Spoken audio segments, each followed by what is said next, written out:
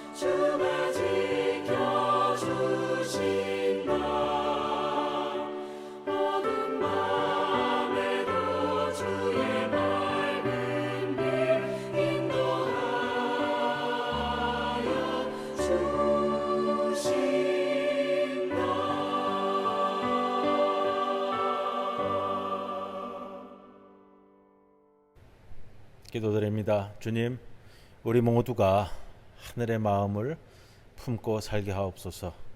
지치고 힘들어도 내색하지 않고, 짜증나고 화가 나더라도 웃음을 잃지 않고, 남을 비방하는 소리를 듣더라도 맞장구 치지 않고, 무거운 짐을 나누어 질 줄 알며 먼 거리도 기꺼이 동행할 줄 아는 그런 사람이 되게 하옵소서. 나보다 남을 낮게 여기고 남을 먼저 배려하는 너그러움을 잃지 않게 하옵소서. 눈에 보이는 물질, 명예, 권력보다 더 소중한 것이 눈에 보이지 않는 하늘에 갇힌 생명임을 잊지 않게 하옵소서. 머리에 든 것은 없고 손에 가진 것은 없어도 함께 길을 갈 동무가 있으므로 기뻐하게 하옵소서. 하루 분량의 즐거움으로 만족하게 하시고 일생의 꿈은 그 과정에서 기쁨으로 누리게 하옵소서. 예수님의 이름으로 기도드리옵나이다.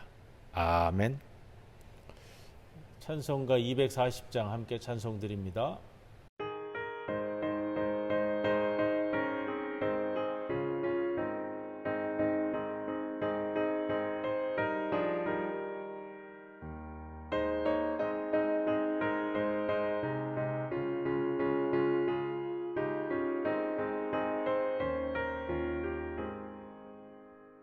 주가 맡긴 모든 역사 힘을 다해 마치고 밝고 밝은 그 아침을 맞을 때 요단강을 건너가서 주의 손을 붙잡고 기쁨으로 주의 얼굴 배우리. 나의 주를 내가 그의 곁에 서서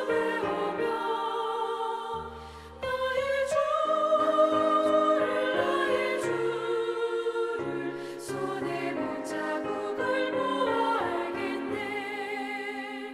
하늘 날아 올라가서 주님 앞에 절하고 온유하신 그 얼굴을 배울 때 있을 곳을 예비하신 크신 사랑 고마워. 나의 주께 기쁜 찬송 드리리. 나의 주를 내가 그의 곁에 서서 배우며 나의 주를 손에 못자국을 보아 알겠네.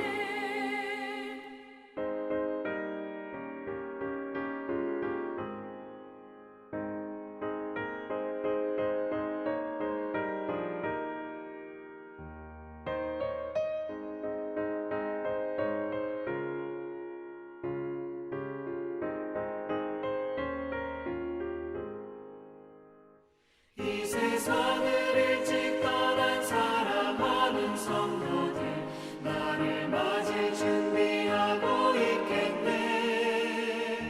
저희들과 한 소리로 찬송 부르기 전에 먼저 사랑하는 주를 배우리. 나의 주를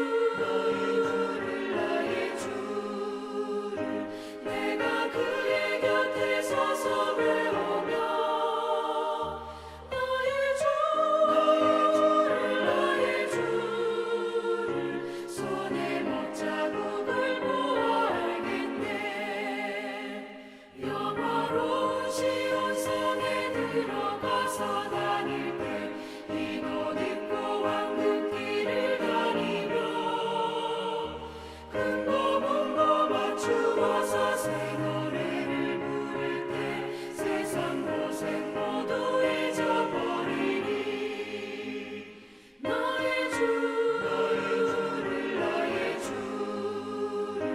내가 그의 곁에 서서 배우며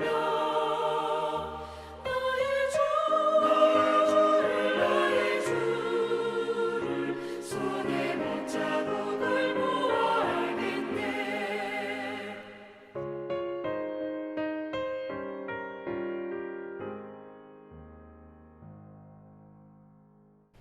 예, 오늘 욥기 강의 12번째 시간 본문 6장 25절부터 7장 전부 다 함께 말씀을 나눌 건데, 봉독은 6장 25절에서 30절까지 말씀 봉독하고 함께 말씀을 나누도록 합니다. 봉독합니다. 옳은 말이 어찌 그리 고통스러운고 너희의 책망은 무엇을 책망함이냐. 너희가 남의 말을 꾸짖을 생각을 하나 실망한 자의 말은 바람에 날아가느니라. 너희는 고아를 제비 뽑으며 너희 친구를 팔아넘기는구나. 이제 원하건대 너희는 내게로 얼굴을 돌리라. 내가 너희를 대면하여 결코 거짓말하지 아니하리라. 너희는 돌이켜 행악자가 되지 말라. 아직도 나의 의가 건재하니 돌아오라. 내 혀에 어찌 불의한 것이 있으랴. 내 미각이 어찌 속임을 분간하지 못하랴. 자, 오늘 이제 6장 25절 이하의 말씀을 함께 나누는데, 우리가 이제 4장 5장에 있었던 엘리바스의 설명과 이 권면은 위로가 아니라 욥의 고난을 정당화하는 그런 말들이었습니다. 쉽게 말씀드리면 그거잖아요. 네가 죄를 지은 거, 네가 벌을 받는 거, 지금 뭐 고난에 빠진 거 죄지어서 그렇다. 욥은 그 받아들이지 못한다라고 계속 이제 이야기하는 거고요. 자, 그런 이야기에 대해서 지금 욥이 그의 대답을 6장 전체에서 또 7장까지 이어져서 하고 있습니다. 오늘 이제 25절부터의 말인데, 옳은 말 어찌 그리 고통스러운고 너희의 책망은 무엇을 책망함이냐, 이렇게 시작이 됩니다. 옳은 말, 정직한 말이 얼마나 고통스러운가. 그러나 너희들의 책망은 무엇을 위한 책망이냐는 말이냐, 이런 뜻이 되겠죠. 너희들은 나의 말에 꼬투리를 잡아 나의 간절함을 허풍처럼 여기느냐. 너희들은 고아라도 제비를 뽑아 이리저리 넘기고 친구라도 팔아넘길 자다. 자, 내 얼굴을 봐라. 욥이 이렇게 이야기하고 있습니다. 자, 고난당하는 사람에게 무슨 말을 할까? 고난당하는 사람에게 할 바른 말, 옳은 말은 고난을 설명하거나 정지하는 말이 되어서는 안 됩니다. 그런데 이 옳은 말이라는 것, 여러분, 옳고 그름을 말하는 것이기 때문에 심판하고 정죄하는 말이 된다. 이렇게 우리가 생각해야 되마, 조심해야 됩니다. 너희들이 내 면전에서 거짓말하게 됐냐? 내 이 비참한 상태에서 내게 거짓말하지 말아라, 이거예요. 현재 욥의 상태, 그러니까 사실은 욥의 친구들도 욥과 대화하면서 영적으로 점점 더 깊어지고 있다, 이렇게 우리가 생각하고 나아갈 수 있습니다.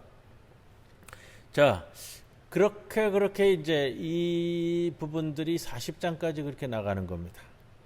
자, 28절에 자, 내 얼굴을 보라. 너희들의 면전에서 거짓말을 할 사람처럼 보이느냐. 29절에 너희는 돌이켜 행악자가 되지 말라. 아직도 나의 의가 건재하니 돌아오라. 29절에 돌이켜, 돌아오라, 두 번 반복돼서 쓰이고 있는데, 같은 단어입니다. 그리고 중요한 단어인데 히브리어로 슈브라는 단어를 쓰고 있어요. 슈브. 앞에서도 제가 몇 번 강조를 드립니다만, 이게 강조해도 우리가 굉장히 기억해야 될 단어이기 때문에 제가 또 오늘 강조를 합니다. 회복하라, 돌이키라, 이제 이런 뜻이고요. 회개하라 라는 말이기도 합니다.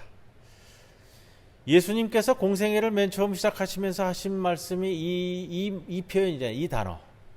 마태복음 4장 17절에도 회개하라, 천국이 가까웠느니라. 이건 마태복음 3장 2절에 세례 요한도 똑같은 표현을 썼습니다. 회개하라, 천국이 가까웠다. 하나님 나라가 가까이 왔다. 여러분, 이 회개하라라는 것은 돌이키라라는 거예요. 회복하라라는 뜻도 되고요. 히브리어로는 슈브라는 단어를 쓰고요. 예수님 당시에 이 군중들이 사용하던 언어는 아람어인데, 아람어로는 이게 타브라는 단어입니다. 근데 이게 이 단어가 라틴어 성경에서 70인역 라틴어 성경, 또 벌게이트 라틴어 성경에서 어떻게 번역이 됐냐면요, 아기테 포이에니테티안이라는 단어로 번역이 됐어요. 이게 굉장히 이제 중요한 표현인데, 자, 라틴어에서 이 회개하라라는 말을 어떻게 번역했냐면 아기테 포이에니테티안 해서 고해성사하라라는 단어가 돼버려요.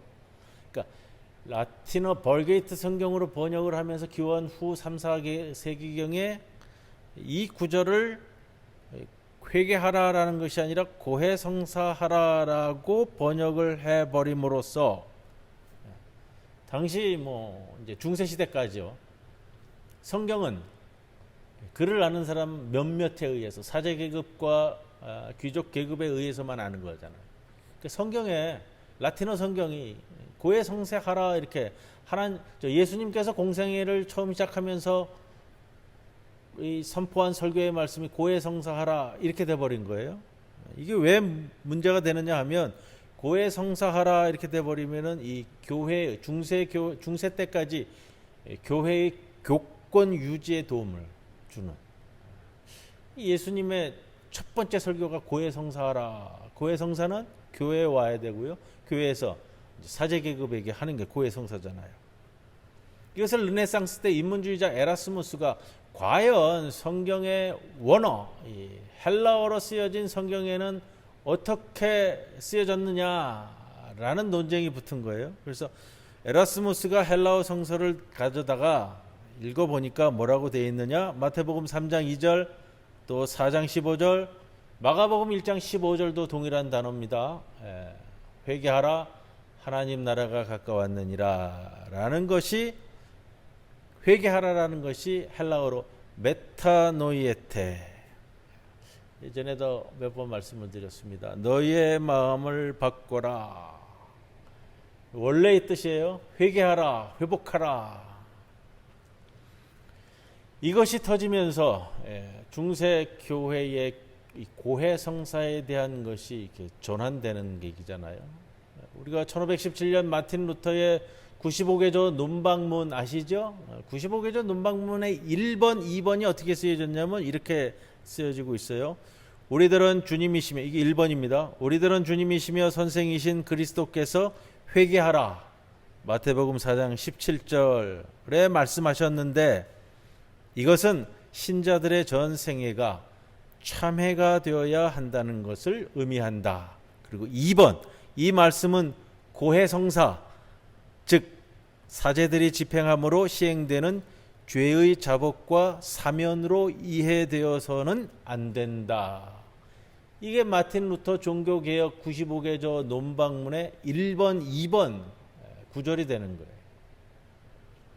회개하라는 것은, 그래서 제가 지난주에도 말씀을 좀 드렸었는데, 잘못한 것을 반성한다라는 그 차원보다 더 높게, 이것을 포함해서요, 이것을 포함해서 더 높게 차원 높은 하나님께서 인간을 만들 때 인간에게 주신 원래의 상태를 회복하라는 것. 마태복음에, 창세기에 나오는 하나님께서 인간을 창조하실 때 이 하나님의 숨을 불어 넣으시니 생명이 된지라 네페쉬가 됐다고 말씀을 드렸습니다. 하나님의 형상을 따라 인간을 만든 것, 그 하나님의 형상 그대로를 회복하는 것이 이게 회개하라, 메타노이에테라는 표현으로 나와지는 거예요. 굉장히 중요한 표현입니다. 우리가 기억해야 할. 자, 30절에 내 혀에 거짓이 있느냐, 내 미각이 어찌 악을 구분하지 못했느냐. 나는 정직을 말하고 있는데 너는 왜 알지 못하느냐라는 겁니다. 여기 사용되는 재미있는 단어가 있어요. 내 미각이 어찌 속임을 분간하지 못하랴. 미각이라는 단어인데요, 희키라는 단어가 쓰여지는데, 이 원래의 직역을 하면 뭐냐면 입천장이라는 뜻이에요. 입천장, 입 안에 이제 천장이라는 뜻인데, 이게 미각이라는 표현으로 쓰여집니다. 이것이 첫 번째 엘리파스한테 정색을 하고 욥이 말하는 겁니다. 그리고 이제 7장부터 이어지는 내용은 뭐냐면, 생명을 갖고 살라고 이 세상에 던져진 생명들이 겪을 수밖에 없는 고달픈 인간의 삶을 상당히 비관적으로 욥이 말하기 시작을 합니다. 특히 1절에서 3절은요. 자, 1절에 이 땅에 사는 인생에게 힘든 노동이 있지 아니하겠느냐. 그의 날이 품꾼의 날과 같지 아니하겠느냐. 인간이 세상에 태어나서 이 세상에서 노역을 하지 않느냐라는 거예요. 인간의 삶을 정의하라면 한 단어로 노역이다. 그들의 일생이 매일매일 품꾼의 나날들과 같지 않냐. 하루 먹고 하루 사는 일꾼의 삶인데, 하루 종일 뼈가 부서지도록 노력하는 힘든 노력을 하는 삶과 다르지 않다. 이게 삶이지 않느냐. 2절에 대낮에 그냥 뭐 2절 표현입니다. 종은 저녁 그늘을 몹시 바라고 품꾼은 그의 삭슬 기다리나니. 대낮에 그냥 쬐는 햇볕 쬐는 데서 고통스럽게 노역을 하는데 그늘을 간절하게 원하는 노예와 같이 또 그 노예들이 그늘을 찾는 거하고 똑같다라는 겁니다. 그리고 하루가 끝나면 품삯을 애타게 기다린다. 이 품삯을 받아야 돌아가서 이제 또 저녁을 먹게 되잖아요. 그런 애타는 마음 속에 내가 그 고통 속에 몇 달 동안 보냈다라는 표현이에요. 3절에 이와 같이 내가 여러 달째 고통을 받으니 고달픈 밤이 내게 작정되었구나. 밤이 돼도 괴롭다라는 겁니다. 쉼이 아니라 밤이 괴롭다는 거예요.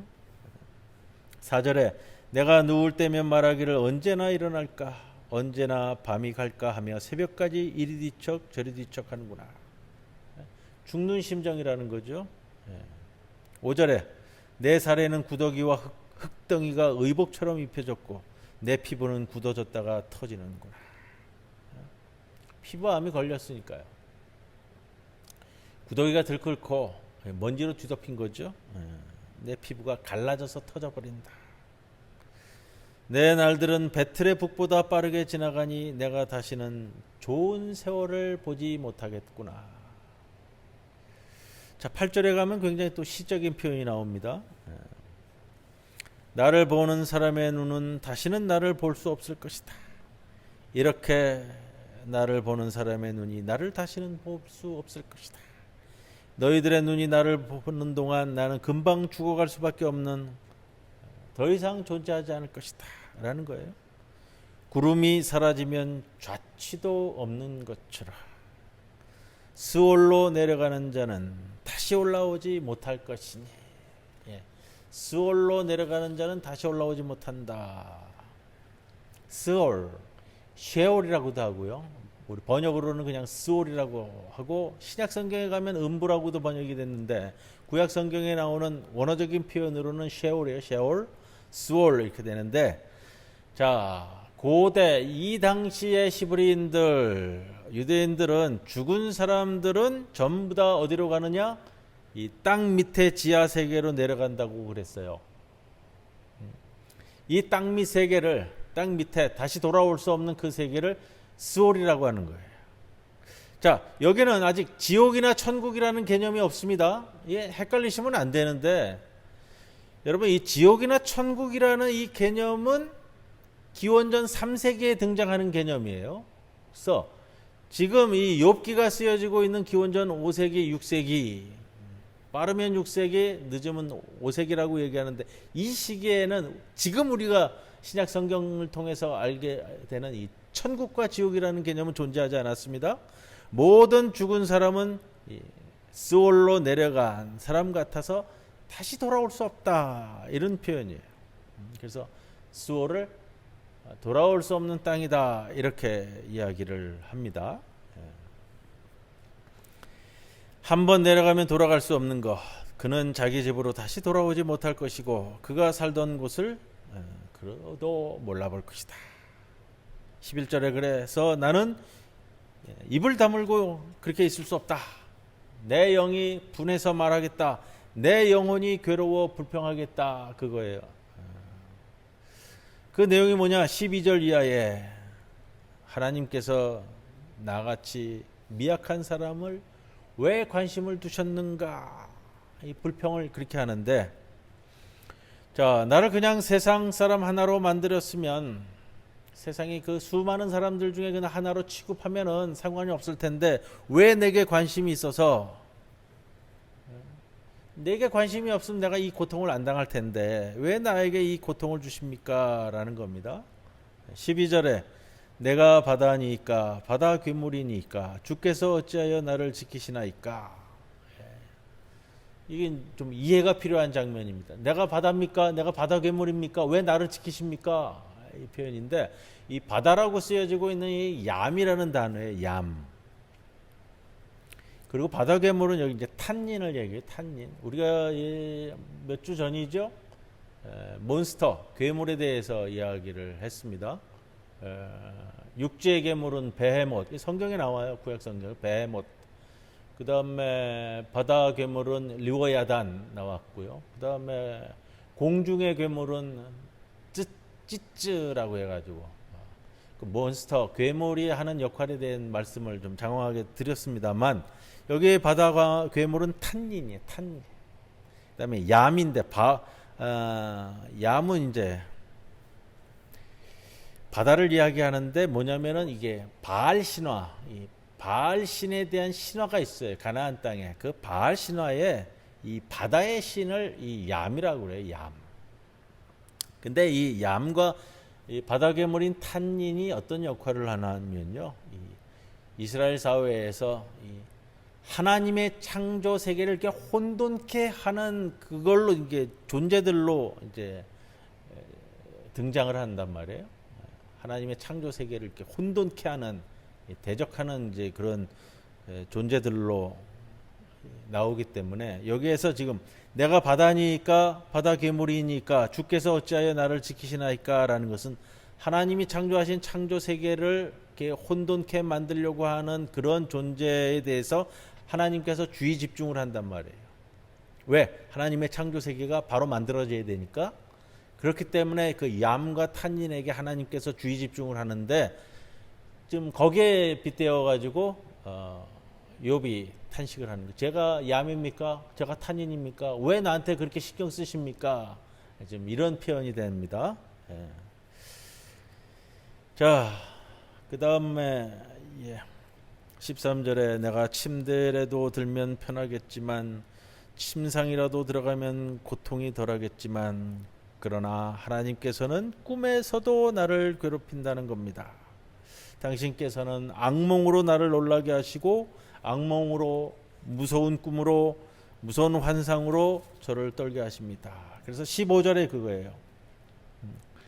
차라리 나를 목 졸라 죽이십시오. 15절에 읽어보겠습니다. 이러므로 내 마음이 뼈를 깎는 고통을 겪느니 차라리 숨이 막히는 것과 죽는 것을 택하리이다. 차라리 목 졸라 저를 죽이십시오.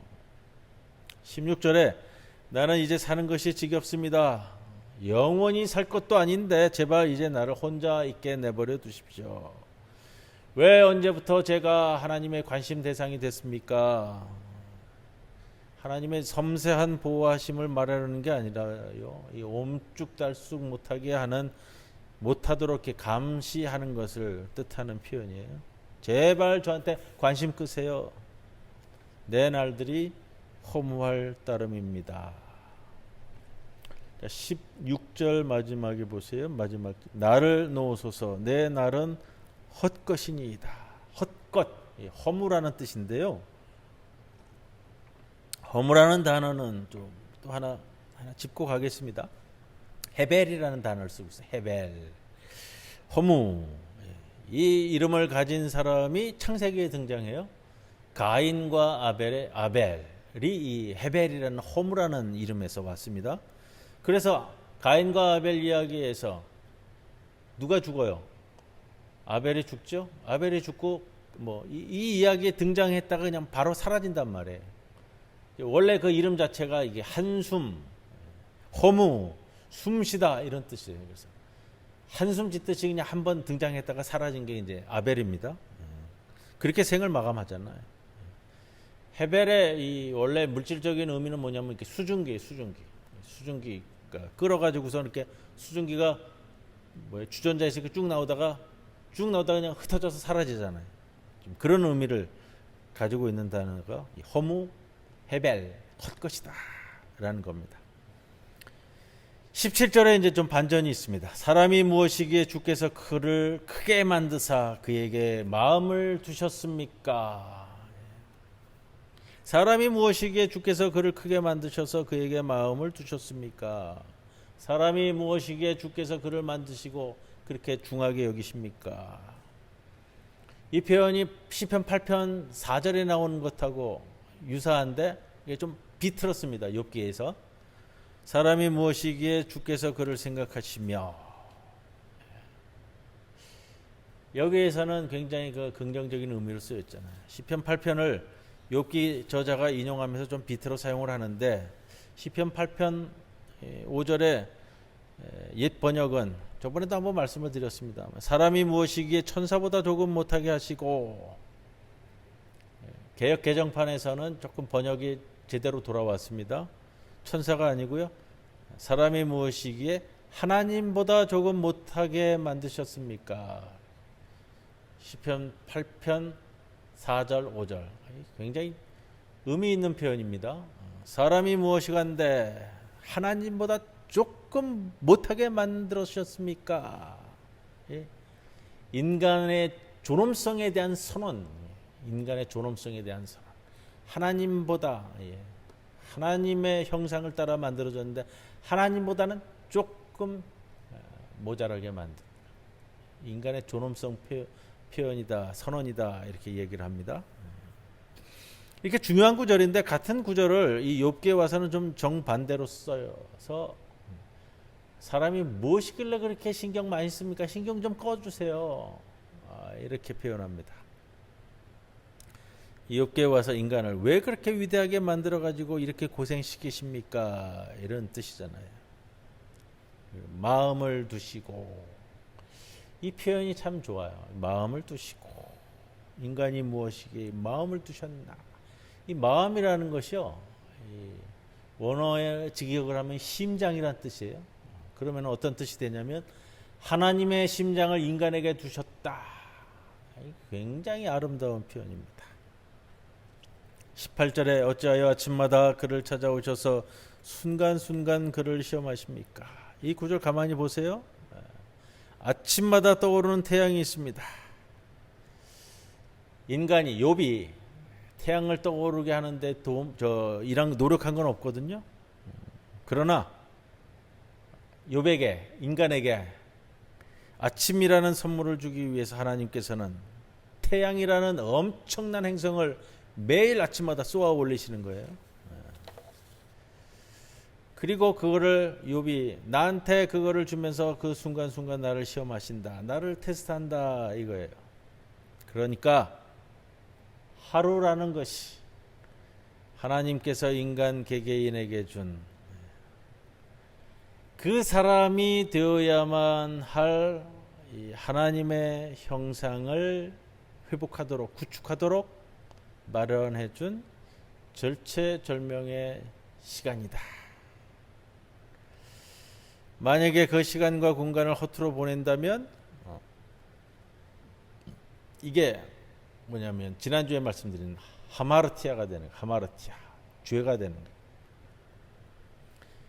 태양이 이제 떠오르는 것이 지금 욥의 입장에서는요, 자신의 삶에 이 시험 당하는 것이 그 하루가 우연이 아니고 온 우주를 동반하고 있는 하나님의 수고다라는 거예요. 그리고 왜 이렇게 나를 시험하십니까? 이렇게까지 힘을 쓰면서 언제까지 나한텐 눈을 떼지 않으시렵니까? 19절에 재미있는 표현이 나오죠. 주께서 내게서 눈을 돌이키지 아니하시며 내가 침을 삼킬 동안도 나를 놓지 아니하신다. 직역을 하면 이런 표현이에요. 침을 꼴깍 삼키는 그 순간에도 나를 놓지 아니하신다.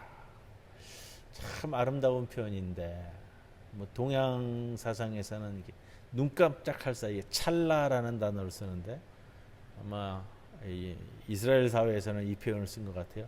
침 삼킬 그 사이에. 그런데 원뜻은 그거잖아요. 침을 꼴깍 삼키는 동안만이라도 나를 좀 내버려 두십시오 하나님, 이렇게 말하거든요. 좀 관심 좀 끄십시오, 이겁니다. 20절에 당신이 나를 살피는 동안 내가 죄를 지었다고 하여 당신한테 무슨 해가 있습니까? 불평을 하는 겁니다. 아니, 내가 당신이 보이지도 않는 인간으로, 수많은 인간 중에 그 참 보이지도 않는 한 인간인데 내가 죄를 지었다고 칩시다. 그것이 당신한테 정말로 얼마나 큰 해가 간다는 얘기입니까? 이런 표현이잖아요. 욥이 친구들 앞에서 자신의 무죄를 선언하는데 나 죄 없다라고 이야기하지만 욥이 자기가 죄가 없어서 없다고 얘기하는 게 아니고요. 하나님 앞에서 욥은 자신이 죄인이라는 걸 알아요. 그거예요. 근데 친구들 앞에서는 내가 의인이라고 이야기할 수 있지만 하나님 앞에서는 내가 죄인일 수밖에 없다라는 것을 욥은 알고 있다는 거예요. 의롭게 살아왔지만 동방의 의인이라고 존중받아 왔지만 왜 잘못이 없겠는가? 나도 알고 하나님도 그걸 모르실 리 없는데 그러나 그거예요. 내가 지금 이런 고난을 당할 만큼 내가 이렇게 용서받지 못할 만큼 그렇게 내가 잘못한 것은 아니지 않느냐. 자질구레한 죄를 덮어주시지 않는 하나님이라면 큰 죄도 아니고요. 자질구레한 죄도 덮어주시지 않는 하나님이라면 사람을 살피는 하나님은 그저 사람을 감시하고 매 순간 놓지 않고 감시하고 그거를 빌미로 삼아 벌 주는 하나님 아니십니까? 이렇게 이제 불만을 표현합니다. 어찌하여 나를 당신의 관역으로 만드셨습니까? 어찌하여 나를 타겟이 되게끔 만드셨느냐라는 거죠. 은유를 사용하는데, 자, 이 표현을 통해서 우리가 알 수 있는 것은요, 화살로 해서 계속 화살에 대한 말씀을 지난 주간에 참 많이 좀 드렸습니다. 관역과 화살과 하마르티아에 대한 말씀을 드렸는데, 은유를 사용하면서 이 활쏘기를 통해서 계속해서 이제 욥의 오래된 자아를 해체시키는 작업이 벌어지고 있는 것이고요.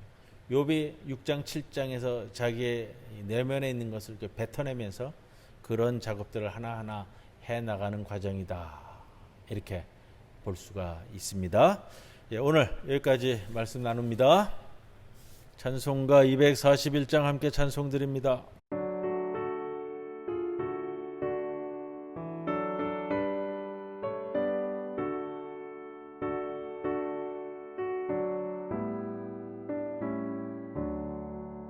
아름다운 모양 천국 바라보며 새 노래 함께 부르세 무궁한 세월이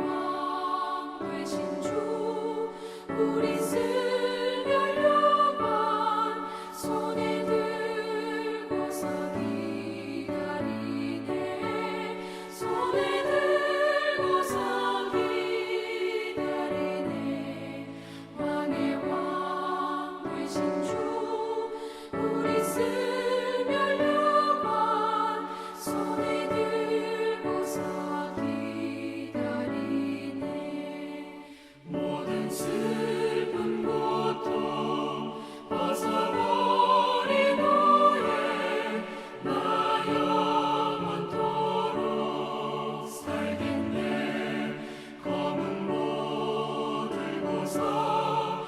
함께 찬송할 때 우리가 서로 만나겠네. 우리가 서로 만나겠네. 검은 보 들고서 함께 찬송할 때 우리가 서로 만나겠네.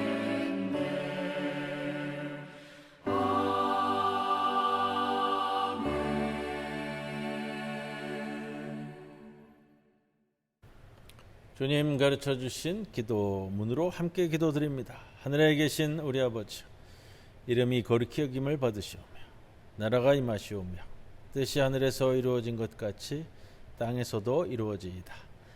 오늘 우리에게 일용할 양식을 주시옵고 우리가 우리에게 죄 지은 자를 사하여 준 것 같이 우리 죄를 사하여 주시옵고 우리를 시험에 들게 하지 마시옵고 다만 악에서 구하시옵소서. 나라와 권세와 영광이 아버지께 영원히 있사옵나이다. 아멘.